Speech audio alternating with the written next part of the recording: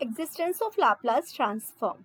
If ft is piecewise continuous on every finite interval in the range t is greater than or equal to 0, every ft is piecewise continuous मतलब क्या हो गया आपका sectionally continuous हो and is of exponential order a. Exponential order a का as t approaches to infinity, इसका मतलब क्या हुआ, limit x approaches to infinity e की power minus ax into fx approaches to 0 होना चाहिए as t approaches to infinity.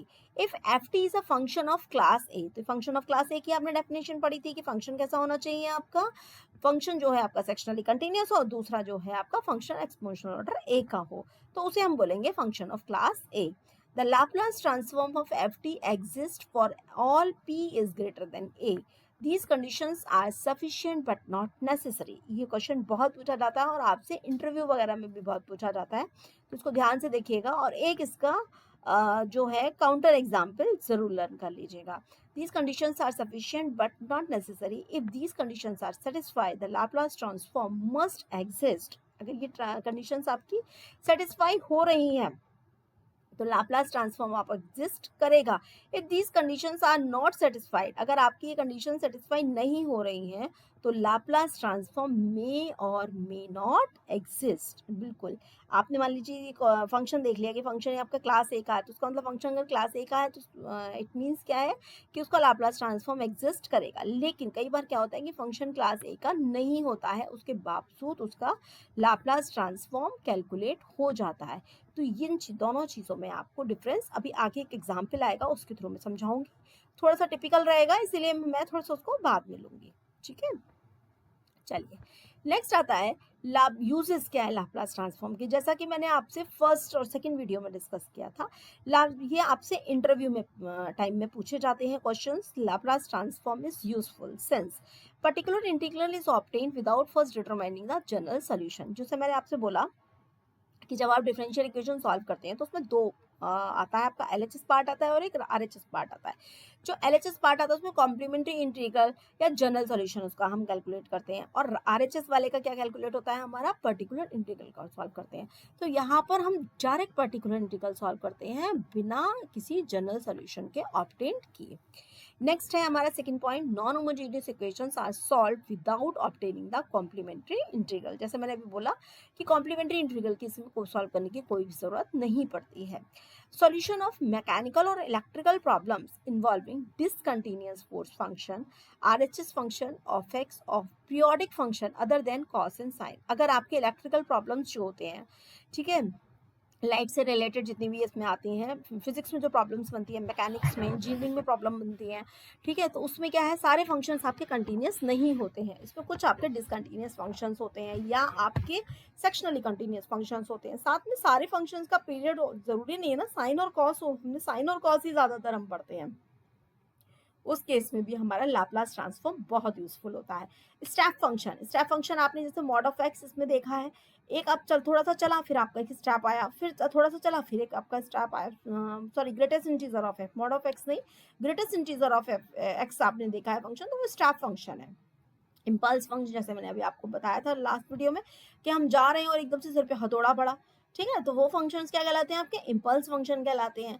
Obtained easily, ठीक है. अब जैसे अर्थ है, अर्थ आपकी नॉर्मल कंडीशंस में रन कर रही है, कोई दिक्कत नहीं, लेकिन उस पर क्या है, कोई एस्ट्रॉइड या मेटेरॉइड जो है वो गिर जाता है, तो उस कंडीशन में क्या है वो चेंज हो जाता है, ठीक है, उस पर इम्पैक्ट बहुत ज़्यादा आता है. ठीक, नेक्स्ट आता है आपका और क्या यूजेस है इसके, सिस्टम ऑफ डिफरेंशियल इक्वेशन, आपकी partial differential equation, integral equation, जो मैंने कहा कि हम इसी में आगे आपका पार्ट है इंटीग्रल इक्वेशन, ये सब सॉल्व करने में आपका लाप्लास ट्रांसफॉर्म का यूज है. Before the advent of calculator and computer log are extensively use. अब हम मैं इस पे आपको लाइन में पता चलेगा कि जो है हमारा ऑपरेटर्स का मतलब क्या है. जब कैलकुलेटर इन्वेंट नहीं हुआ था, कंप्यूटर इन्वेंट नहीं हुए थे, कैलकुलेशंस तो उससे पहले भी होते थे, तो कैसे होते थे, तो उसके लिए हमने जो आपका मल्टीप्लिकेशन और एडिशन डिवीज़न, मल्टीप्लिकेशन और डिवीज़न के लिए क्या करते थे, हमने एक ऑपरेटर ढूंढा, वो ऑपरेटर था आपका लॉग. लॉगरिथमिक तो सबने पढ़ा होगा 12th तक. तो वो लॉग क्या करता था आपका, लॉग जो बड़ी बड़ी प्रॉब्लम्स होती थी डिफरेंशिएशन आपकी डिवीजन की और मल्टीप्लिकेशन की, उन प्रॉब्लम्स को किस में रिप्लेस कर देता है, आपने देखा है लॉग ए अपॉन बी, उसको क्या लिख सकते हैं हम, लॉग ए माइनस लॉग बी, लॉग ए इंटू बी, उसको हम क्या लिख सकते हैं, लॉग ए प्लस लॉग बी। तो आपने कितनी बड़ी बड़ी मल्टीप्लिकेशन देखी, लेकिन उसको हमने सिंपल किस में कन्वर्ट कर दिया, प्लस और माइनस के क्वेश्चन में हमने उसको कन्वर्ट कर दिया। ठीक है, तो लॉग का काम क्या है, बड़े से बड़े डिवीजन जो टू लार्ज नंबर है उनको हमने एडिशन या हमने सब्ट्रैक्शन में चेंज कर देता है। उसके बाद आपने देखा होगा हम सॉल्यूशन निकालते हैं, लेकिन लास्ट में जब हम सॉल्यूशन देते हैं तो हम हमेशा क्या लेते हैं उसमें एंटी लॉग। ठीक है, बिल्कुल इसी तरीके से लाप्लास ट्रांसफॉर्म काम करेगा। लाप्लास ट्रांसफॉर्म के लिए हम सबसे पहले क्या करेंगे, लाप्लास ट्रांसफॉर्म करेंगे। तो लाप्लास ट्रांसफॉर्म जो है, कोई भी आपकी जैसे डिवीजन की प्रॉब्लम हो गई आपकी, या आपकी डिफरेंशिएशन की प्रॉब्लम हो गई, उसको सिंपल एल्जेब्रिक प्रॉब्लम में कन्वर्ट कर देता है। जब वो सिंपल एल्जेब्रिक प्रॉब्लम में कन्वर्ट हो जाएगी, उसको आप एल्जेब्रिक मैनिपुलेशन से सॉल्व कर लेंगे। आपको मालूम है एल्जेब्रिक जो प्रॉब्लम्स होती है उनको सॉल्व करना बहुत ईजी होता है, तो उनको हम एल्जेब्रिक मैनिपुलेशन से सॉल्व करेंगे। उसके बाद हम लास्ट में जब सॉल्यूशन देंगे, उससे पहले हम क्या लेंगे उसका, जैसे वहां पर एंटी लॉग लिया था, इसी तरीके से यहाँ पर लाप्लास इनवर्स लेना पड़ेगा। ठीक है, तो ये आपका जनरल आइडिया है। Laplace transform a very powerful technique, it is that it replaces operations of calculus by operations of algebra. Calculus obviously थोड़ी सी टफ है एज कंपेयर टू अलजेब्रा। तो हम कैलकुलस की जो प्रॉब्लम, कैलकुलस का डिफरेंशिएशन आएंगे, डिफरेंशियल इक्वेशंस आएंगे, उन सबको किस में कन्वर्ट कर लेंगे, हम अलजेब्रा में कन्वर्ट, अलजेब्रिक प्रॉब्लम्स में कन्वर्ट कर लेंगे और उनको हम सॉल्व करेंगे। ठीक है, नेक्स्ट आता है आपका Laplace of f t is equal to f p zero से लेकर इन्फिनिटी ई की power minus p t f t into d t. ये लाप्लास ट्रांसफॉर्म की डेफिनेशन है। एफ टी को हम क्या बोलते हैं, एफ टी बोलते हैं हम determining function, and f p is known as generating function. ये आपसे क्वेश्चन एक बार नेट में शायद पूछा जा चुका है कि इस फंक्शन एफ टी को क्या कहा जाता है, डिटरमाइनिंग फंक्शन, और एफ पी को क्या बोला जाता है, जनरेटिंग फंक्शन बोला जाता है। The Laplace transform are one class of complicated function ft to produce another class of simpler function। आप देखिए लाप्लास किसका, e की पावर at का, कितना सिंपल आंसर निकल कर आता है, 1 अपॉन p माइनस a। तो बड़ा सिंपल है। एक्सपोनेंशियल फंक्शन था, एक्सपोनेंशियल फंक्शन को उसने 1 अपॉन समथिंग फंक्शन में जो है ट्रांसफॉर्म कर दिया। यहाँ पर p की वैल्यू हमेशा क्या होनी चाहिए, a से बड़ी होनी चाहिए। p की वैल्यू अगर a से लेस है या इसके इक्वल भी है तो ये डज नॉट एग्जिस्ट। आप देख सकते हैं 1 अपॉन में कितना आ जाएगा, ये आपका अगर ए की वैल्यू हो जाएगी तो 1/0 कितना हो जाएगा, इन्फिनिटी हो जाएगा, है ना। तो यह एग्जिस्ट ही नहीं करेगा। तो ये उसकी डेफिनेशन में है कि यहाँ पर पी की वैल्यू क्या होनी चाहिए, आपकी ए से ग्रेटर होनी चाहिए। Laplace transform is very useful in obtaining solution of linear differential equation. ज्यादातर डिफरेंशियल इक्वेशन में काम था, linear differential equation, ordinary differential equation, partial differential equation, solution of system of simultaneous differential equation, solution of integral equation, linear difference equation and the evaluation of definite integral. ठीक है, next है इसमें sufficient condition. Sufficient condition ये question वही पूछा जाता है, sufficient condition और नेसेसरी कंडीशन हमने अभी आपसे डिस्कस करी थी कि कोई भी फंक्शन आपका क्या है, फंक्शन ऑफ क्लास ए का है तो आपका लाप्लास एग्जिस्ट करेगा, अदरवाइज अगर फंक्शन ऑफ क्लास ए का नहीं है तो लाप्लास जरूरी नहीं है कि उसका एग्जिस्ट कर भी सकता है या नहीं आ सकता है। एक्चुअली क्या है कि फंक्शन जो है वो आपका फंक्शन की ग्रोथ जो है वो आपकी ई की पावर 80 से क्या होनी चाहिए, लेस होनी चाहिए। यहाँ पर आप सेकेंड पॉइंट देखिए, इसमें यहाँ पर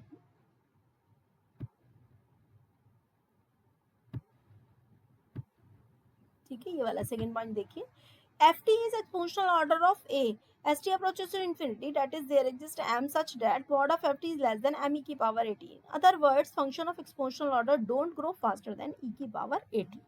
ठीक है, जैसे आपका e की पावर 3t हो गया तो e की पावर 3t आप sorry limit t approaches to infinity t square upon e की पावर 3t फाइनाइट मिलेगा आपको। e की पावर t स्क्वायर इज एक्सपोनेंशियल ऑर्डर कॉल्ड से 3। If t approaches to infinity की पावर t स्क्वायर e की power 80 not finite. आपकी जो फंक्शन की ग्रोथ है t स्क्वायर की तो e की पावर 3t से लेस होगी। ठीक है, अगर मैंने लाप्लास टी स्क्वायर का निकाल रही हूँ तो मैं टी स्क्वायर अपॉन ई की पावर 3t कितना आ रहा है हमारा, लिमिट लगाने के बाद फाइनाइट आ रहा है। लेकिन अगर मैं इसमें फंक्शन मेरा e की पावर टी स्क्वायर आ रहा है तो e की पावर टी स्क्वायर की ग्रोथ जो है e की पावर 80 से कभी भी कम नहीं हो सकती। क्यों नहीं हो सकती, उसमें e की पावर में क्या जा रहा है आपका, t में भी स्क्वायर जा रहा है, वहाँ e की पावर में a मल्टीप्लाई है। ठीक है, तो उसकी ग्रोथ ज़्यादा नहीं जाएगी। इसका मतलब कि e की पावर टी स्क्वायर का जो है हम लाप्लास नहीं निकाल सकते हैं। ठीक है। चलिए इसके बाद जो है नेक्स्ट प्रॉब्लम से स्टार्ट हो रही है कि किस तरह से हम सॉल्व करेंगे। तब तक के लिए हम ये अब हम नेक्स्ट वीडियो में डिस्कस करेंगे।